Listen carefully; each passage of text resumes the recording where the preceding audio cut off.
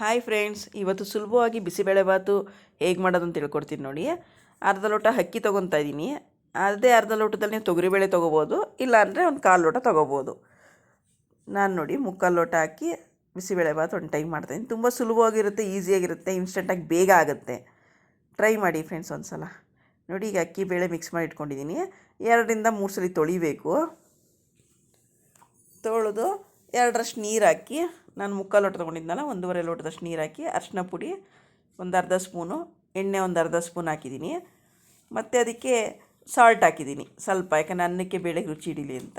Carrot, ನೋಕೋಲು ಮತ್ತು beans, ಹುಳ್ಳಿಕಾಯಿ ಇಷ್ಟ ಹಾಕಿ ಒಂದು ವಿಷಲ್ ಹೊಡಿಸ್ತೀನಿ ಫ್ರೆಂಡ್ಸ್. ಒಗ್ಗರಣೆಗೆ ಬೆಳ್ಳುಳ್ಳಿ, ಜಜ್ಜಿದ ಬೆಳ್ಳುಳ್ಳಿ, ಕರಿಬೇವಿನ ಸೊಪ್ಪು, ಒಣಮೆಣ್ಸಿನ್ಕಾಯಿ, ಈರುಳ್ಳಿ, ಗೋಡಂಬಿ ಇಟ್ಕೊಂಡಿದ್ದೀನಿ. ಒಂದು ಅದು ಆ ಕಡೆ ಕೂಗಕ್ಕಿಟ್ಟು ಈ ಕಡೆ ಒಗ್ಗರಣೆ ಮಾಡ್ಕೋಬೋದು. ಒಂದು ಬಾಣಲಿ ಇಡಬೇಕು, 2-3 ಸ್ಪೂನ್ ಎಣ್ಣೆ ಹಾಕಬೇಕು. ಆಮೇಲೆ ಎಣ್ಣೆ ಕಾದ ನಂತರ ಅದಕ್ಕೆ ಸಾಸಿವೆ ಹಾಕಬೇಕು. ನೋಡಿ ಸಾಸಿವೆ ಹಾಕ್ತಾಯಿದ್ದೀನಿ. ಸಾಸಿವೆ ಸಿಡ್ದಿದ ತಕ್ಷಣವೇ ನಾವು ಶುಂಠಿ ಬೆಳ್ಳುಳ್ಳಿ ಸ್ವಲ್ಪ ಹಂಗೆ ಸ್ಮ್ಯಾಶ್ ಮಾಡಿ ಮಡ್ಕೊಂಡಿದ್ದೀನಿ, ಅದನ್ನ ರುಬ್ಬಿಲ್ಲ ನಾನು.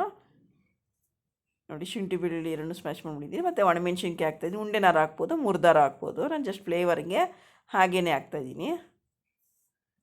ಅದಾಗಿದ ತಕ್ಷಣ ಸಣ್ಣಗೆ ಹೆಚ್ಚಿರೋದು 1-2 ಈರುಳ್ಳಿ ಸಾಕು ಫ್ರೆಂಡ್ಸ್, ಜಾಸ್ತಿ ಬೇಡ. 2 ಈರುಳ್ಳಿ ಹಾಕ್ತಿದ್ದೀನಿ. ಕರಿಬೇವಿನ ಸೊಪ್ಪು ಎಣ್ಣೆ ಹಾಕಿದ್ರೆ ಸಿಡಿಯುತ್ತಲ್ಲ, ಹಾಗಾಗಿ ನಾನು ಯಾವಾಗಲೂ ಏನು ಮಾಡ್ತೀನಿ ಅಂದರೆ ಈರುಳ್ಳಿ ಮೇಲೆ ಕರಿಬೇವಿನ ಸೊಪ್ಪು ಹಾಕ್ತೀನಿ. ಆಮೇಲೆ ಗೋಡಂಬಿ ಚೂರು ಹಾಕ್ತಾಯಿದ್ದೀನಿ. ಇಷ್ಟನ್ನು ಹಾಕಿ ಫ್ರೈ ಮಾಡಬೇಕು.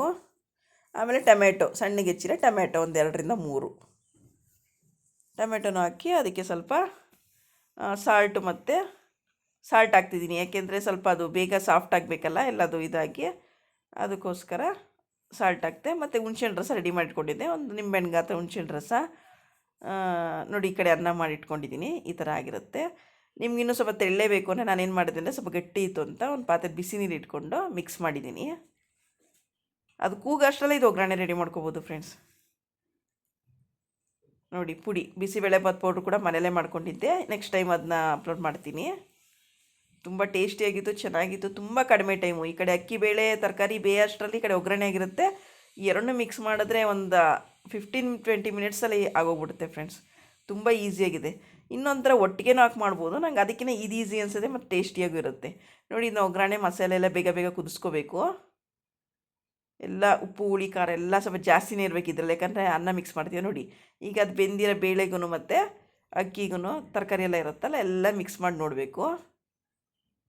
ಅಳತೆ ನೋಡ್ಕೋಬೇಕು ನಮಗೆ. ಇನ್ನೊಂದು ಸ್ವಲ್ಪ ಏನಾದ್ರು ನೀರು ಬೇಕಾ, ಗಟ್ಟಿ ಇರಲ್ಲ, ಕೆಲವ್ರು ಗಟ್ಟಿ ಇಷ್ಟಪಡ್ತಾರೆ, ಕೆಲವ್ರು ತೆಳ್ಳೆ ಇಷ್ಟಪಡ್ತಾರಲ್ಲ. ಇನ್ನೊಂದು ಸ್ವಲ್ಪ ತೆಳ್ಳೆ ಬೇಕು ಅಂದರೆ ತಣ್ಣೀರು ಯಾವುದೇ ಕಾರಣಕ್ಕೂ ಡೈರೆಕ್ಟಾಗಿ ಹಾಕ್ಬಾರ್ದು. ಸ್ವಲ್ಪ ಬಿಸಿ ಮಾಡಿ ನೀರು ಹಾಕಿ ಯಾವ ಅಳತೆಗೆ ಬೇಕೋ ಆ ಥರ ಅಳತೆ ಮಾಡಿಕೊಂಡ್ರೆ ತುಂಬ ಚೆನ್ನಾಗಿರುತ್ತೆ, ಬೇಗ ಆಗುತ್ತೆ. ಈ ಕಡೆ ಬೇಯ ತನಕನೇ ಆ ಕಡೆ ಒಗ್ಗರಣೆ ಹಾಕ್ಕೊಂಡು ಮಸಾಲೆ ಇದು ಮಾಡಿಕೊಂಡ್ರೆ ನೀವು ಬೇಗ ಆಗೋಗ್ಬಿಡುತ್ತೆ. ಕೊತ್ತಂಬರಿ ಹಾಕ್ತಿದ್ದೀನಿ, ಲಾಸ್ಟಲ್ಲಿ ತುಪ್ಪ ಹಾಕ್ತೀನಿ ಫ್ಲೇವರ್ಗೆ, ತುಂಬ ಚೆನ್ನಾಗಿರುತ್ತೆ. ಟ್ರೈ ಮಾಡಿ ಫ್ರೆಂಡ್ಸ್, ಟ್ರೈ ಮಾಡಿ. ಸಬ್ಸ್ಕ್ರೈಬ್ ಮಾಡೋದು ಮರಿಬೇಡಿ, ಲೈಕ್ ಕೊಡಿ, ಕಮೆಂಟ್ಸ್ ಕೊಡಿ. ನೋಡಿ ತುಂಬ ಚೆನ್ನಾಗಿರುತ್ತೆ, ಬೇಗನೂ ಆಗುತ್ತೆ. ನಾನು ಇನ್ನೊಂಥರ ಇನ್ಸ್ಟೆಂಟಾಗಿ ಮಾಡ್ತೀವಿನಲ್ಲ, ಅದನ್ನೂ ತೋರಿಸ್ತೀನಿ, ಇನ್ನೊಂದ್ಸಲ ಅಪ್ಲೋಡ್ ಮಾಡ್ತೀನಿ. ಅದಕ್ಕೆ ಇದು ಚೆನ್ನಾಗಿರುತ್ತೆ. ನೋಡಿ ಜೊತೆಗೆ ಖಾರ ಬುಂದಿ ಹಾಕ್ಕೊಂಡು ತುಪ್ಪ ಹಾಕ್ಕೊಂಡು ತಿಂತಾರೆ ತುಂಬ ಟೇಸ್ಟಿಯಾಗಿರುತ್ತೆ. Bye friends.